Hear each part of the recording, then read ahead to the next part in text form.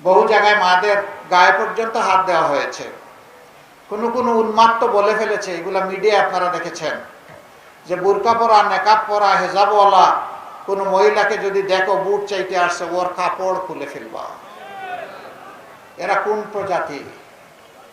এদেরকে মানুষ বলা যাবে? এটা আমার কথা নয় তো, এটা কোরআনের কথা। কালানাম, এরা হচ্ছে চার পায়া জন্তু। এরপরে আল্লাহ তাআলা বলছেন বালহুম আদল্লু, এরা তার চেয়ে নিকৃষ্ট। চার পায়া জন্তুকে আল্লাহ বিবেক দেন নাই, তাই ভালো মন্দ সে বুঝে না। মানুষকে আল্লাহ বিবেক দিয়েছেন, বিবেক দেওয়ার পরেও এই ধরনের হুঙ্কার যারা দেয়, উপকর্ম যারা করে, আল্লাহ বলছেন এরা পশুর চেয়েও খারাপ।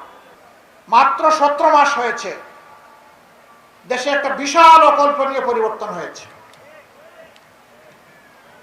এর আগে 15.5 বছর সবগুলা রাজনৈতিক প্রতিপক্ষ দল, সেদিনের আমরা ছিলাম মজলুম। সবচেয়ে বড় মজলুম দল জামাত ইসলাম। আমি খুনের কথা বলেছি, আমাদের সবগুলা অফিস সারা বাংলাদেশে 13.5 বছর একটানা বন্ধ। আমাদের নিবন্ধন কেড়ে নেওয়া হয়েছে, প্রতীক নাই, শেষ পর্যন্ত বেদিশা হয়ে আমরাও নাই, আমাদেরকে নিষিদ্ধ করে দিয়েছে। ক্ষমতা থেকে সরে যাওয়ার মাত্র 4 দিন আগে আমরাও নিষিদ্ধ। 5ম দিনে আল্লাহ তাআলা তার সিদ্ধান্ত বাস্তবায়ন করেছে। বুলডোজার দিয়ে আমাদের নেতাকর্মীদের ঘরদুয়ার ভেঙে চুরমার করে দেওয়া হয়েছে। কিন্তু যখনই আল্লাহ তাআলা 24-এর এই পরিবর্তনটা এনে দিলেন, আমরা রাস্তায় মিছিল করি নাই, উচ্ছ্বাস প্রকাশ করি নাই, স্লোগান দেই নাই, আমরা সেজদায় পড়ে আল্লাহ তাআলার শুকরিয়া আদায় করেছি। ফাসাব্বিহ বিহামদি রাব্বিকা ওয়াস্তাগফির। তোমরা যখন আল্লাহর পক্ষ থেকে এখন ভালো কিছু পাবা, তখন আল্লাহ তাআলার পবিত্রতা ঘোষণা করো, তাসবিহ করো, তোমরা হাম তার প্রকাশ করো, তার প্রশংসা করো। আর তোমরা এই কাজ করতে গিয়ে যদি মানবিক দুর্বলতার কারণে ভুল ত্রুটি অপরাধ করে থাকো, তাহলে সেজদায় পড়ে ক্ষমা চাও। আমরা তাই করেছি। ওই রাতেই ঘোষণা দিয়ে, 5 তারিখ রাতে ঘোষণা দিয়ে বলেছি, আমরা কারো উপর থেকে দলীয়ভাবে কোনো প্রতিশোধ গ্রহণ করব না। তবে ক্ষতিগ্রস্ত ব্যক্তি কিংবা পরিবার তারা যদি ন্যায় বিচার চায়, আমরা ইনশাল্লাহ তাদের পক্ষে শক্ত হয়ে দাঁড়াবো। কিন্তু আইন কাউকে হাতে তুলে নেওয়ার জন্য আমরা বলবো না।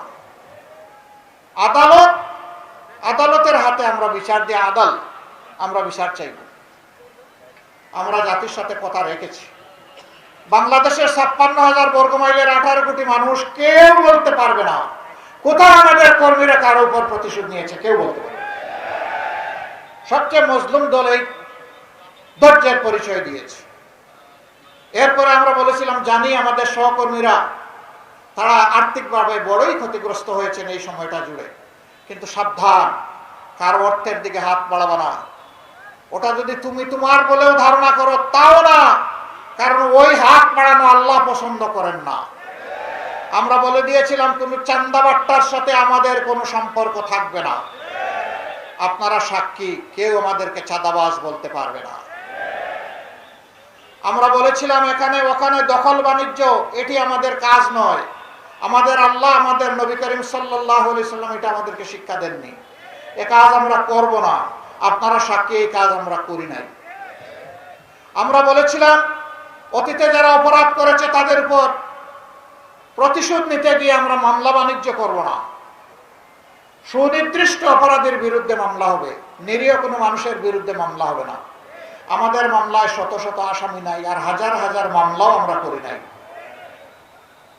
এই ক্ষেত্রে আমরা দায়িত্বশীলতার পরিচয় দিয়েছি। আপনারা শুনে অবাক হবেন, বাংলাদেশে সর্বমোট মামলা আমরা করেছি 1200। এর মাঝে 8টা মামলা আছে, প্রত্যেক মামলায় আসামি মাত্র 1 জন করে। আমরা দ্বিতীয় কোনো ব্যক্তিকে অপরাধী পাইনি, দ্বিতীয় ব্যক্তির নাম লিখবো কিভাবে? আমরা এটা করব না, আমরা এটা করি না। কিন্তু অনেকে হাজার হাজার মানুষ দিয়ে মামলা করেছেন, তারপরে তাদের কাছ থেকে অনেক কিছু তারা গ্রহণ করেছেন। এই সবগুলো হারাম, এই সব হারাম। একটা নিরীহ মানুষকেও কষ্ট দেওয়ার কোনো অধিকার অন্য কোনো মানুষের নেই।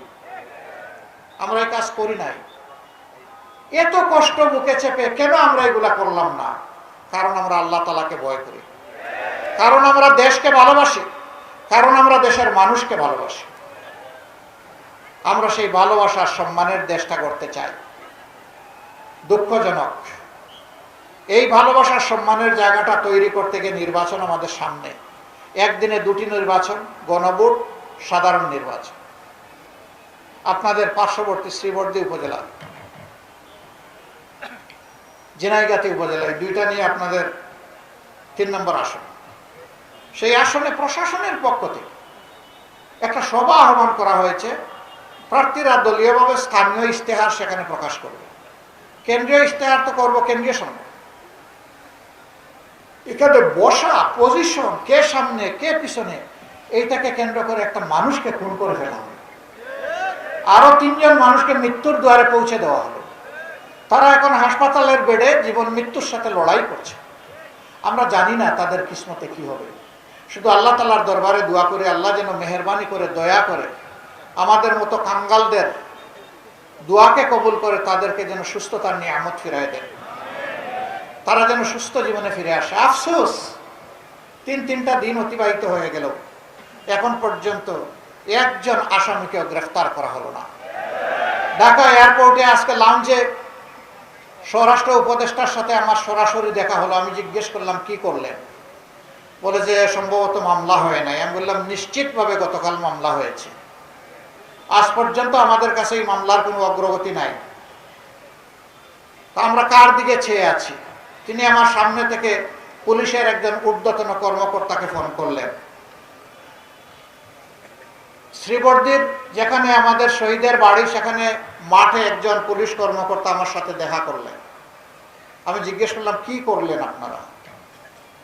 আপনারা তো দুষ্টের দমন করবেন, শিষ্টের লালন করবেন, তো দুষ্টরা যে এখনো বহাল তবিয়তে আছে। উনি বললেন আমরা চেষ্টা করছি। আমি বললাম সেই চেষ্টা কি কিয়ামত পর্যন্ত চলবে, নাকি এর কোনো দৃশ্যমান অগ্রগতি দেখা যাবে? আমি স্বরাষ্ট্র উপদেষ্টাকেও বলেছি আপনার এই ফোনের আমার কোনো দরকার নাই, আমি ভিজিবল ডেভেলপমেন্ট দেখতে চাই। আমি দেখতে চাই যারা ফোন করেছে তাদেরকে আপনারা আইনের আওতায় এনেছেন। আমরা এটা উৎসাহিত করব না জনগণ আইন নিজের হাতে তুলে নেব, এটা কোনো সভ্য সমাজের পরিচয় হতে পারে না। আমরা সভ্য, আমরা অভদ্র নই, কিন্তু আমরা দুর্বল এবং কাপুরুষ নই, এটা মনে রাখবেন। প্রিয় দেশবাসী,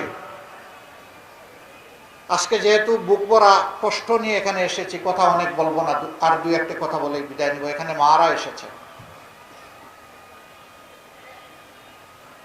হযরতে আদম আলাইহিস সালাতু ওয়াস সালাম এবং হযরতে হাওয়া আলাইহিস সালাতু ওয়াস সালাম ছাড়া দুনিয়ায় যত মানুষ এসেছেন, কিয়ামত পর্যন্ত যত মানুষ আসবেন, সবাই মায়ের গর্ভ থেকেই আসবেন। বাবার গর্ভে কোনো সন্তান জন্ম নেওয়ার কোনো সুযোগ নেই।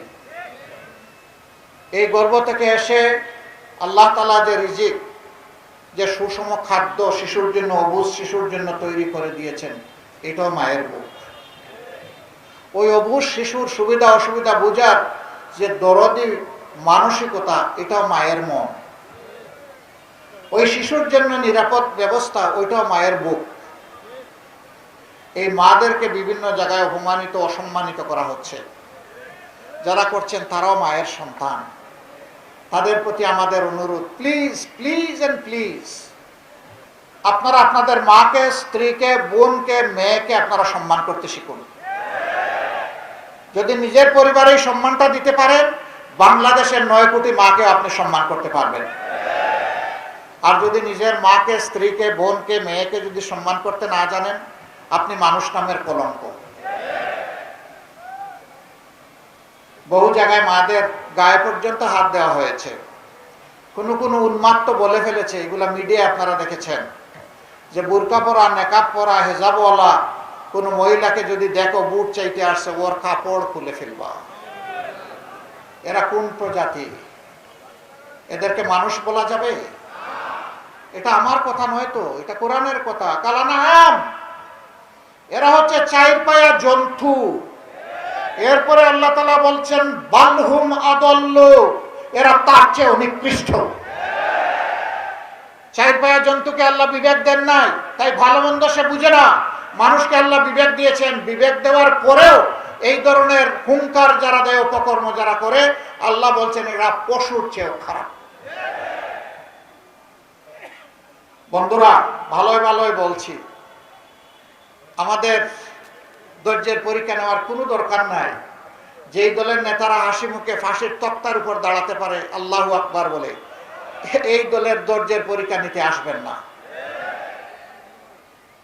আমরা আপনাদেরকে অনুনয় বিনয় করে বলছি, তার সাথে সাবধান করে দিচ্ছি। মায়ের গায়ে হাত উঠলে বাংলাদেশ বিস্ফোরিত হবে। মায়ের সন্তানেরা গালে হাত দিয়ে বসে থাকবে না। উই ওয়ান্ট জাস্টিস বলে যেই যুবক যুবতীরা রাস্তায় এসেছিল, তারা কাউকে ছেড়ে কথা বলবে না। আল্লাহর দুহাই, এগুলা করবেন না।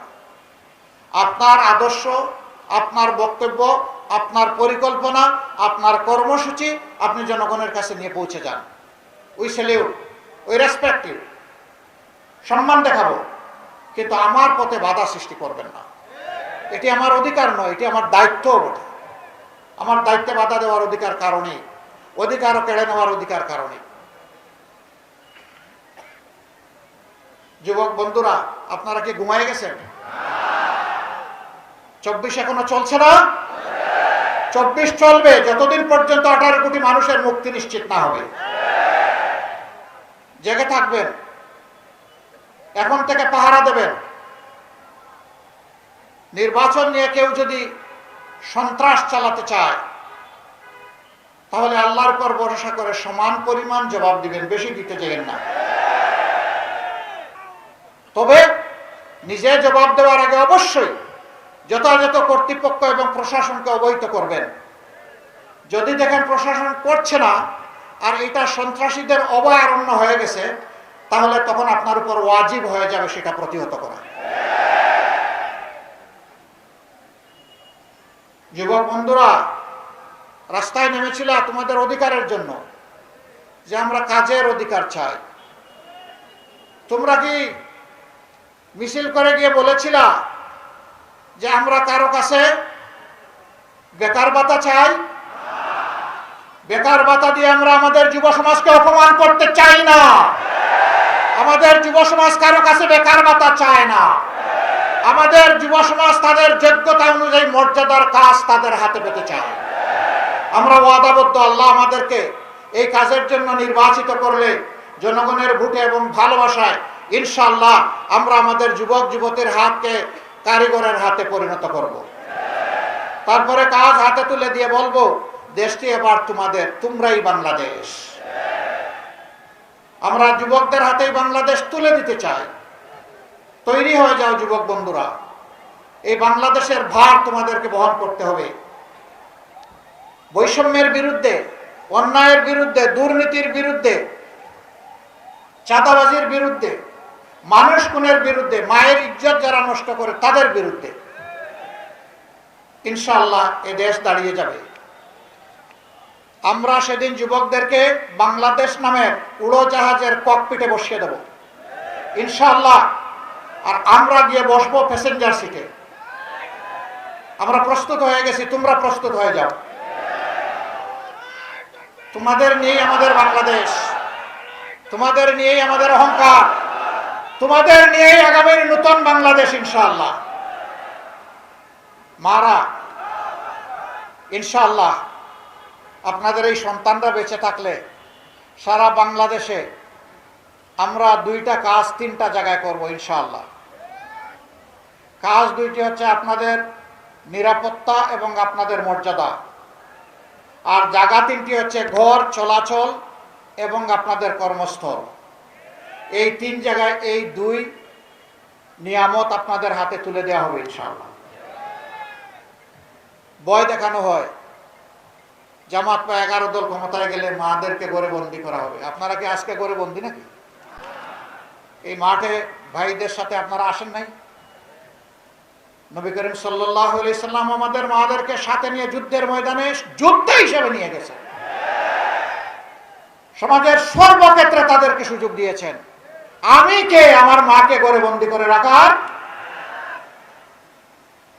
এই ক্ষেত্রে আমরা দেখব না কোন মা কোন ধর্মের কোন দলের, আমরা দেখব তার সেই যোগ্যতাটা আছে এবং তিনি দেশপ্রেমিক, এনাফ আমাদের জন্য। তার হাতে তার যোগ্য কাজটি চলে যাবে ইনশাআল্লাহ। ধর্মে বর্ণে আমরা কোনো ভেদাভেদ করব না, যোগ্য মানুষটি যোগ্য কাজ পাবে।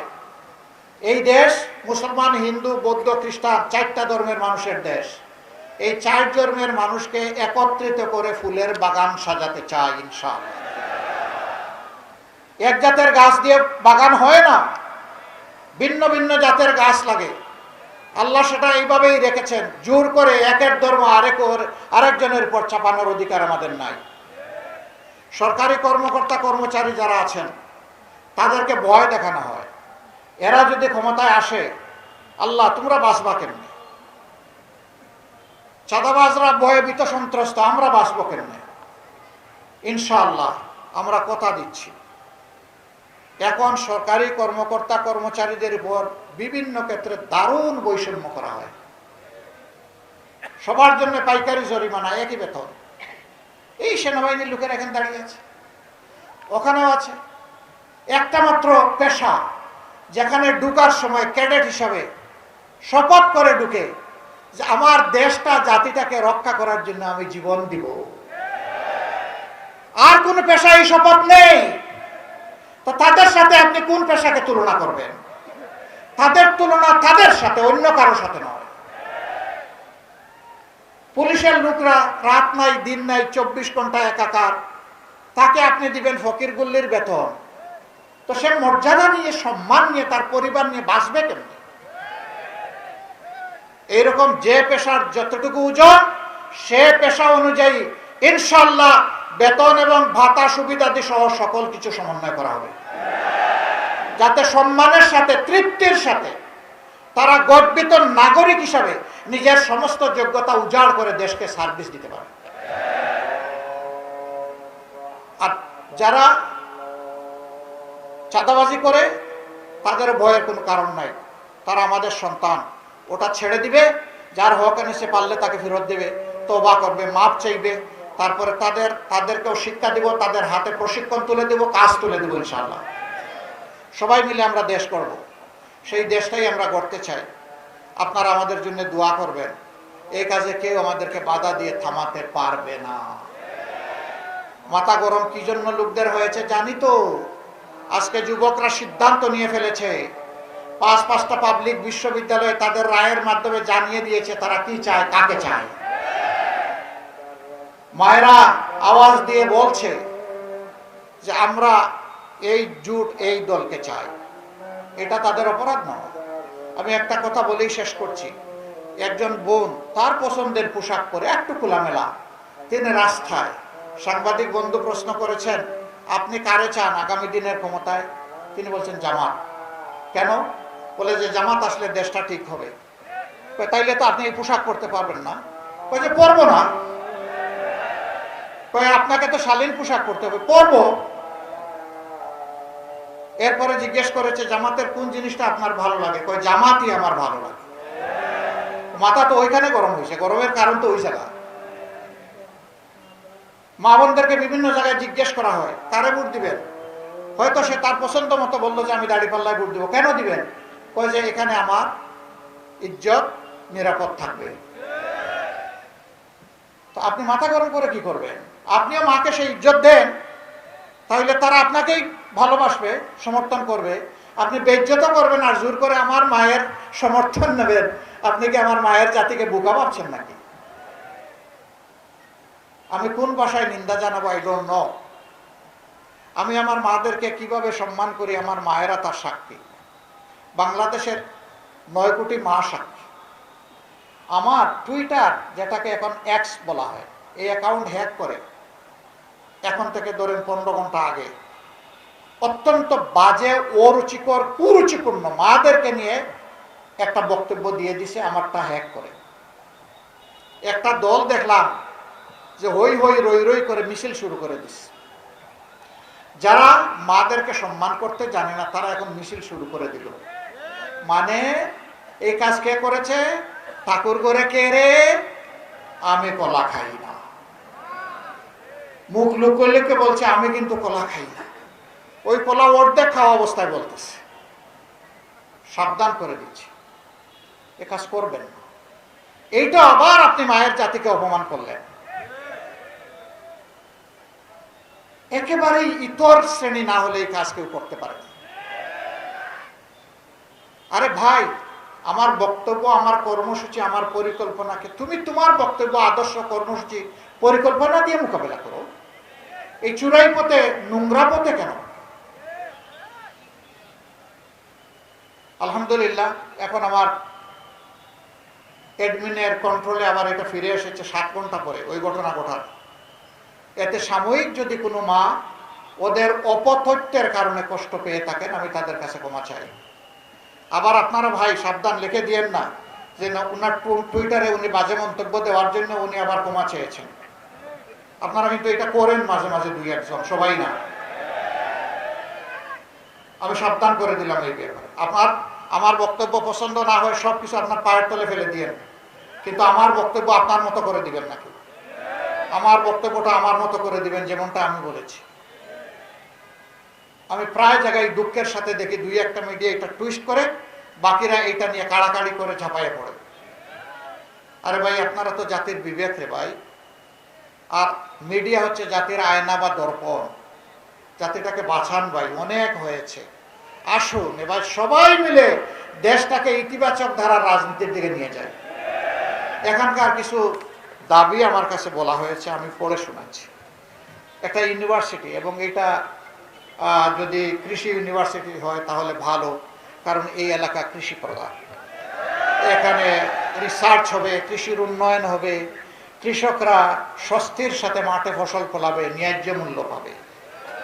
একটা মেডিকেল কলেজ, হ্যাঁ আমরা ইতিমধ্যেই বলেছি, আল্লাহ আমাদেরকে সুযোগ দিলে পর্যায়ক্রমে বাংলাদেশের কোনো জেলা সরকারি মেডিকেল কলেজ থেকে বাদ পড়বে না ইনশাআল্লাহ। শেরপুর যেহেতু জেলা, তারাও বাদ পড়বেন না। তারপরে স্পেশালাইজড হসপিটাল, হ্যাঁ আগে মেডিকেল কলেজ করতে হবে ওই স্কিল ম্যান পাওয়ার তৈরি করার জন্য। স্কিল ম্যান পাওয়ার ছাড়া কিছু যন্ত্রপাতি আর বিল্ডিং করে দিলেই স্পেশালাইজড হসপিটাল হবে না, বরঞ্চ এইটা মানুষ মারার আর একটা রিফাইন কারখানা হবে। এই জন্যই আমরা মেডিকেল কলেজ দিয়ে শুরু করব, এবং ওইটাও করবো ইনশাআল্লাহ। রেল লাইন সম্প্রসারণ করা, সারা বাংলাদেশকেই রেলওয়ে নেটওয়ার্কের আওতায় আনা 2টা কারণে প্রয়োজন। এই জার্নিটা হচ্ছে সেফ অ্যান্ড লেস কস্টলি। এখানে ব্যয় হয় কম আর তুলনামূলক নিরাপদ। ইনশাল্লাহ এটা আমরা ন্যায্যতার ভিত্তিতে দেখব। ভেজিটেবল ইপিজেড, তার মানে ছাড়া কিছু যন্ত্রপাতি আর বিল্ডিং করে দিলেই স্পেশালাইজড হসপিটাল হবে না, বরঞ্চ এইটা মানুষ মারার আর একটা রিফাইন কারখানা হবে। এই জন্যই আমরা মেডিকেল কলেজ দিয়ে শুরু করব, এবং ওইটাও করবো ইনশাআল্লাহ। রেল লাইন সম্প্রসারণ করা, সারা বাংলাদেশকেই রেলওয়ে নেটওয়ার্কের আওতায় আনা 2টা কারণে প্রয়োজন। এই জার্নিটা হচ্ছে সেফ অ্যান্ড লেস কস্টলি। এখানে ব্যয় হয় কম আর তুলনামূলক নিরাপদ।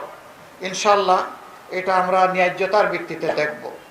ভেজিটেবল ইপিজেড, তার মানে হচ্ছে এখানে যে শাকসবজি তৈরি হয়, ফলমূল উৎপাদন হয়, সেগুলা সংরক্ষণের কোনো ব্যবস্থা না থাকার কারণে তাড়াহুড়া করে হয় বিক্রি, না হয় পচে গেলে শেষ।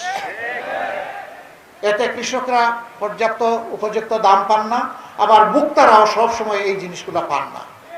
আমরা সারা বাংলাদেশের ডেমোগ্রাফিকে আমাদের বিবেচনায় নিব, নিয়ে যেখানে যেটা প্রযোজ্য সেইখানে ওই ইন্ডাস্ট্রিগুলো গড়ে তুলব। কারণ আমরা একটু আগে বলেছি না, যুবকদের হাতে কাজ দেব। তো ইন্ডাস্ট্রি না করলে কাজ আসবে কোত্থেকে?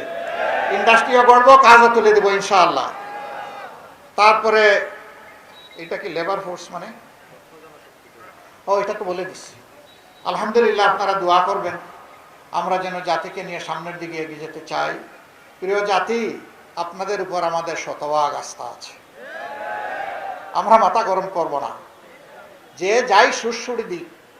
আমরা দেশের জন্য অতীতেও ধৈর্য ধরেছি, এখনো ধৈর্য ধরব। যা আল হক ও জাহাকাল বাতিল, ইন্নাল বাতিলা কানা জাহুকা। সত্যের আগমনধ্বনি ঘন্টা বাজাচ্ছে।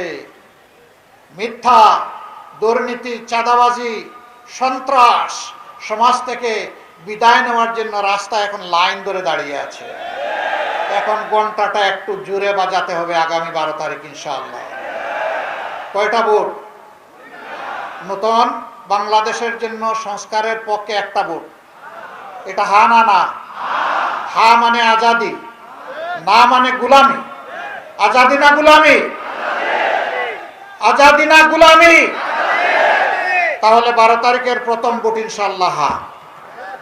আমি নিজে, আপনি নিজে, আপনার পরিবারের সদস্যবর্গ, আপনার প্রতিবেশী, আপনার আপনজন প্রিয়জন, আপনার কর্মস্থলের সাথী, সবাইকে নিয়ে ইনশাআল্লাহ হায়ের পক্ষে জোয়ার তুলব আমরা ইনশাআল্লাহ।